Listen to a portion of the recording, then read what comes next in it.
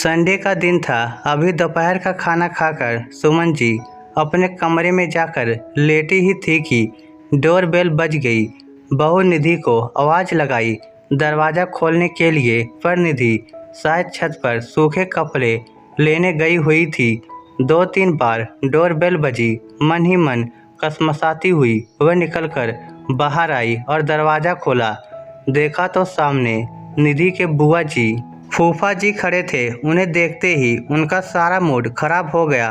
मन न होते हुए भी सुमन जी ने उन लोगों को नमस्कार किया और अंदर ले आई। अंदर हाल तक आते आते उनके मन में कई बातें घूम चुकी थी। इन लोगों को भी संडे के दिन चैन नहीं है। बस मुंह उठाया और चले आए। अच्छी बहू पल्ले पड़ी है मेरे, आए दिन कोई न कोई मायके से आता ही रहता है। अब इनकी मेहमान नवाजी में और लगो। आज इधर कैसे आना हुआ आप लोगों का? सुमन जी ने सोफे की तरफ बैठने का इशारा करते हुए सवाल किया। समधन जी, भगवान की कृपा से घर में शुभ कार्य हो रहा है। हमारे पोते का मुंडन है तो सोचा निधि और आपको न्योता भी दे आएंगे और उससे मिल भी लेंगे। बहुत दिन हो गए थे उसे देखे हुए भी, बुआ जी ने जवाब दिया। इतने में निधि भी कपड़े लेकर नीचे आ गई और बुआ जी फूफा जी को देखकर बड़ी खुश हुई। निधि को देखकर सुमन जी ने कहा, बहू आपने बुआ जी फूफा जी को चाय नाश्ता करवाओ, मैं अंदर कमरे में आराम करने जा रही हूँ, मेरा सिर दर्द से फटे जा रहा है, कहकर सुमन जी अपने कमरे में चली गई। उनका ये रूखा व्यवहार देखकर बुआ जी फूफा जी एक दूसरे की शक्ल देखने लगे। उन्हें भी मन ही मन ये लग रहा था कि सुमन जी को उनका आना पसंद नहीं आया। तब निधि ने बात को संभाला। ओए आज दरअसल मम्मी जी की तबीयत खराब है ना, इसलिए आप लोग बैठो, मैं भी आप लोगों के लिए चाय नाश्ता लेकर आती हूँ। अरे नहीं बेटा, तू बैठ हमारे पास, हम तो बस जा रहे हैं, तुझे देखने की इच्छा थी इसलिए चले आए। और हाँ, ये तेरे भतीजे के मुंडन का प्रोग्राम का कार्ड है, ज़रूर से आना। और हाँ, अपने पूरे परिवार को भी साथ लेकर आना। आज समधन जी की तबीयत खराब है, तुम ही उनसे बोल देना। जी बुआ जी, ज़रूर आऊँगी, पर ऐसे कैसे? चाय तो लेनी ही पड़ेगी आप लोगों को। अरे मेरी बच्ची, चाय नाश्ता छोड़, तू तो बस बात ही कर ले हमसे, कहते हुए निधि की बुआ जी ने उसे अपने पास ही बिठा लिया।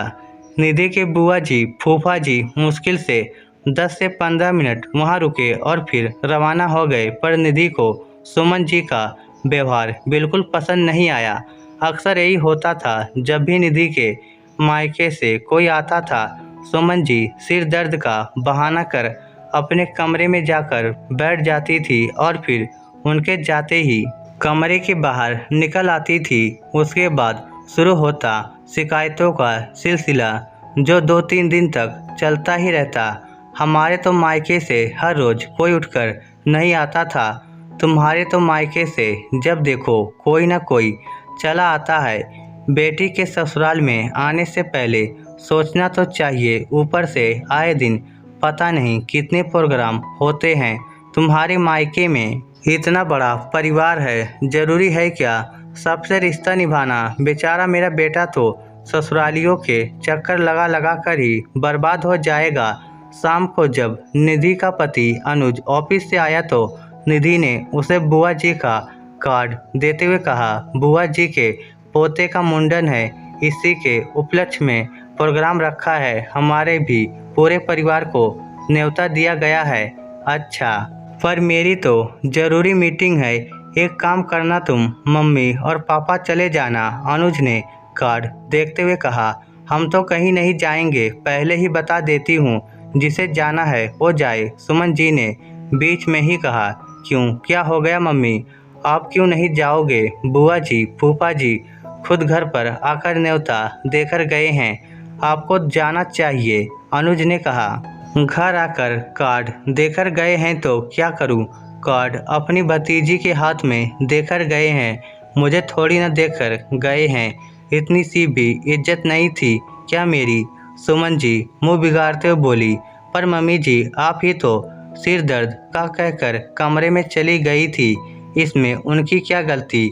निधि ने सुमन जी से कहा, अरे तो घर में ही तो थी, कहीं घर के बाहर थोड़ी ना गई थी। इतना बड़ा कुनबा है तुम्हारा, लेकिन जरा सी भी समझ नहीं है कि बेटी के ससुराल न्योता दे देते हैं तो न्योता उसकी सास को दिया जाता है। अपनी बेटी को बुलाने के लिए उसके सास ससुर से पूछा जाता है। इतना बड़ा कुनबा लेकर बैठे हैं पर बिल्कुल भी समझ नहीं है। हम क्या रोड पर पड़े हैं जो ऐसे उठकर चल देंगे।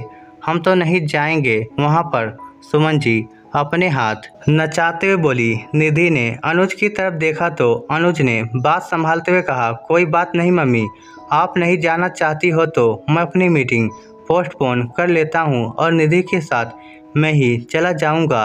हाँ तू तेरा काम धंधा छोड़ दे और अपने ससुरालियों के चक्कर लगाता रहे। किस्मत ही खराब है मेरी जो ऐसी बहू मिली है जिसका कुनबा भी ऐसा है जिसे जिला घोषित कर देना चाहिए। बस काम धाम छोड़ कर के इनके साथ चक्कर लगाते रहो। आज मामा के घर प्रोग्राम है, कल फूफा जी के घर प्रोग्राम, कभी मौसी तो कभी ताई, कभी दीदी तो कभी भाई, ऊपर से खर्चा नहीं होता क्या हमारा। अजीब आफत है। सुमन जी सिर पर हाथ रख शिकायत करते बोली। ये बात निधि को बिल्कुल पसंद नहीं आई और उसने जवाब देना ही ठीक समझा। मम्मी जी ये क्या बार बार आपने कुनबा कुनबा लगा रखा है।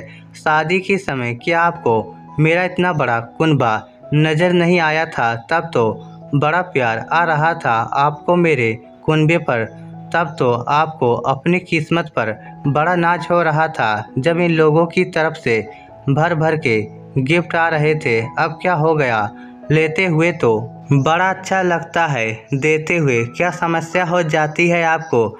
जबकि हम जितना उन्हें देते हैं उससे ज़्यादा तो वह लोग हमें लौटा देते हैं। आपको नहीं जाना है तो मत जाइए, मैं अकेली ही चली जाऊंगी, पर कम से कम बार बार मेरे परिवार का बखान करना बंद कीजिए। मैं अब और नहीं सुनने वाली। निधि जवाब देकर अंदर कमरे में चली गई। पीछे सुमन जी मुंह फुला फुला कर अनुज की तरफ देखने लगी। तब अनुज ने कहा, ये तो होना ही था मम्मी, बार बार आप इस तरह की बातें बोलेंगी तो सामने वाला कब तक सुनेगा। शिकायत भी उतनी ही करो जितनी सामने वाले से बर्दाश्त हो सके।